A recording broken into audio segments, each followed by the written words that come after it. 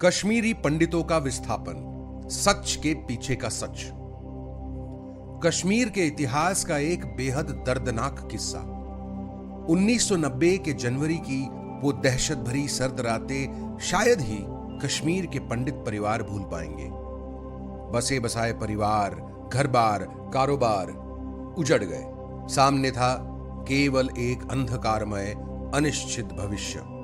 कश्मीरी पंडितों पर गुजरी इस त्रासदी को भाजपा और आरएसएस हमेशा से एक राजनीतिक ब्रह्मास्त्र की तरह उपयोग में लाते रहे हैं। वे इसे पिछली सरकारों को दुर्बल साबित करने के सबूत के रूप में पेश करते हैं। पंडितों पर किए गए अन्याय का प्रमाण देकर वे भारत के हिंदू आबादी के मन में मुसलमानों के प्रति नफरत जगाने का प्रयास करते हैं। इसी घटना का कारण देकर उन्होंने हाल ही में कश्मीर की जनता की आवाज को कुचलने का काम किया है। आइए जानते हैं इस दर्दनाक किस्से के पीछे के तथ्य। पाकिस्तान की साजिशों की वजह से 1947 से ही कश्मीर कई बार अशांत रहा है, लेकिन 1990 में हम कश्मीर को उग्रवाद की एक अलग ही चरम बिंदु पर पाते हैं। इस दौर में उग्रवादियों की हिम्मत इतनी बढ़ गई थी कि वे खुलेआम पंडितों को कश्मीर छोड़कर जाने की धमकियां देने लगे। और उस वक्त केंद्र में किसकी सरकार थी? जी नहीं, उस वक्त कांग्रेस की सरकार नहीं थी। दिल्ली में तब भाजपा प्रायोजित वीपी सिंह की सरकार थी। जी हां, देश में अलगाववादियों को इस तरह छूट देने का श्रेय भाजपा और उनके मित्रों को ही जाता है। उग्रवादियों का हौसला उस दौरान इस कदर कैसे बढ़ा, तो उसका भी श्रेय इसी केंद्र सरकार को जाता है जो भाजपा के समर्थन पर टिकी हुई थी। दरअसल अनुभवहीन वीपी सिंह सरकार कश्मीर को लेकर कोई पहलकदमी करने की स्थिति में नहीं थी। देश के गृह मंत्री के रूप में कश्मीर के मुफ्ती मोहम्मद सईद को लाया गया। मुफ्ती के शपथ ग्रहण के ठीक 4 दिन बाद यानी 8 दिसंबर को उनकी बेटी डॉक्टर रूबिया सईद का कश्मीर में अपहरण किया गया। रूबिया की रिहाई के बदले पहले 3 और फिर 5 आतंकवादियों की रिहाई की मांग की गई। मुख्यमंत्री फारूक अब्दुल्ला किसी सूरत में रिहाई के लिए तैयार नहीं थे, लेकिन केंद्र सरकार ने उन पर दबाव बनाकर 5 आतंकवादियों को रिहा कर दिया। इस घटना ने यह साबित कर दिया कि सरकार को दबाया जा सकता है और सरकार दब सकती है। आतंकवादियों का मनोबल बढ़ना स्वाभाविक था। इसके बाद अपहरण और बदले में रिहाइयों की कई घटनाएं हुई। कश्मीर द वाजपेयी ईयर्स इस किताब में आईबी के संचालक तथा रॉ के सर्वोच्च अधिकारी रहे एएस दुलत लिखते हैं, 1979 और 90 के जाड़ों में श्रीनगर एक भयानक भूतहा शहर जैसा था जो युद्ध के तांडव का आरंभ देख रहा था। रूबिया सईद के अपहरण ने बगावत का बांध खोल दिया। हत्याएं रोजमर्रा की चीज बन गई। बमबाजी और फायरिंग अब मुख्यमंत्री के आवास के पास के सबसे सुरक्षित इलाकों में भी होने लगी थी। ट्रकों में बंदूकें लहराते हुए युवा कैंट क्षेत्र के पास दिखाई देने लगे थे। आतंकवादियों द्वारा शहर के केंद्रीय इलाकों में मिलिट्री परेड होती थी। उस समय की राजनीतिक प्राथमिकता कश्मीर पर ध्यान देकर परिस्थिति को काबू में लाना यह होनी चाहिए थी, लेकिन आरएसएस और भाजपा कोई और गेम प्लान में लगे हुए थे। जी हां, अडवाणी की अगुवाई में वो तो देश भर में रथ यात्रा चलाकर हिंदुओं को भड़काने में लगे हुए थे। अगर भाजपा को देश हित की कोई भी चिंता होती तो इस यात्रा के बजाय पंडितों की सुरक्षा का प्रयत्न करते। लेकिन उन्होंने ये भाप लिया था कि कश्मीर में उग्रवाद जितना ज्यादा बढ़ेगा उतनी ही देश भर में मुसलमानों के खिलाफ नफरत फैलाने में उनको मदद होगी। तो इस गेम प्लान का पहला कदम था उनके चुने हुए व्यक्ति के हाथ में कश्मीर की कमान सौंपना। उन्होंने दबाव डालकर आरएसएस विचारों के जगमोहन को राज्यपाल के पद पर बिठाया, चुने हुए सरकार को हटाया और राष्ट्रपति शासन लगाया। गेम प्लान का अगला कदम था परिस्थितियों को और तनावपूर्ण बनाना। जगमोहन ने आते ही ऐसे वक्तव्य शुरू किए कि जिनसे कश्मीर के आम लोगों का सरकार पर से भरोसा ही टूट गया।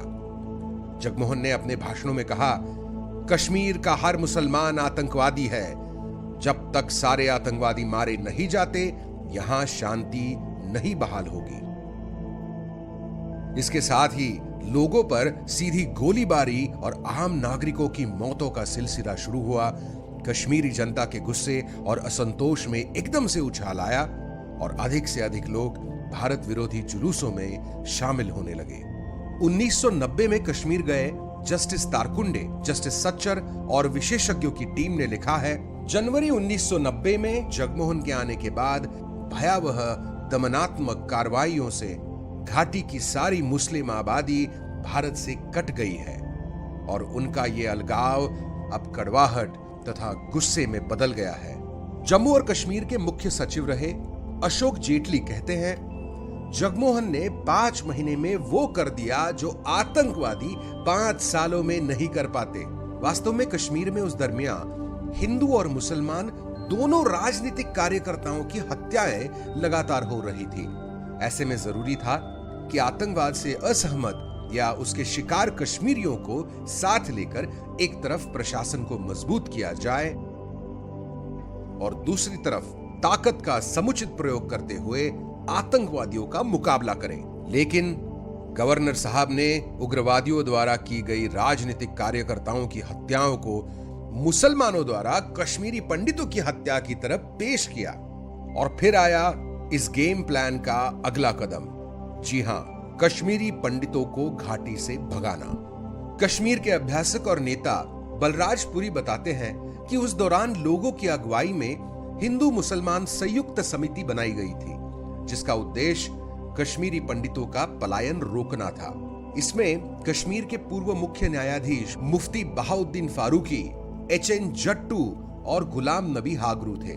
कई मुस्लिम नेताओं, राजनीतिक नेताओं और उग्रवादी संगठनों तक ने कश्मीरी पंडितों से पलायन न करने की अपील की, लेकिन जगमोहन ने संयुक्त समिति की ऐसी कोशिशों को कोई भी महत्व नहीं दिया।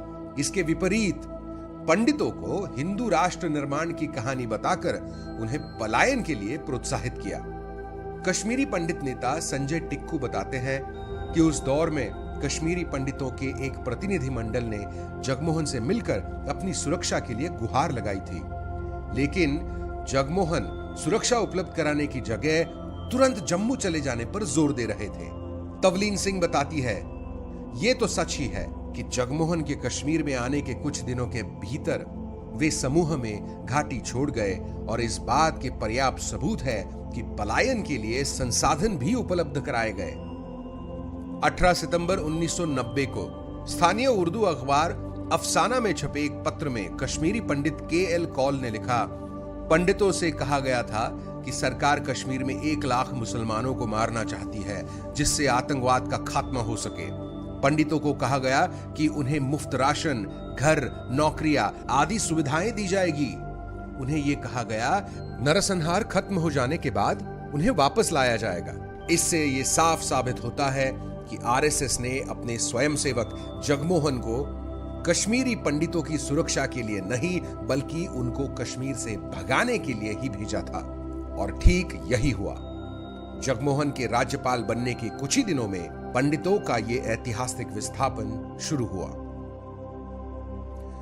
पंडित मुक्त कश्मीर कराने की जगमोहन की इस सेवा का आरएसएस और भाजपा ने उन्हें खूब इनाम दिया।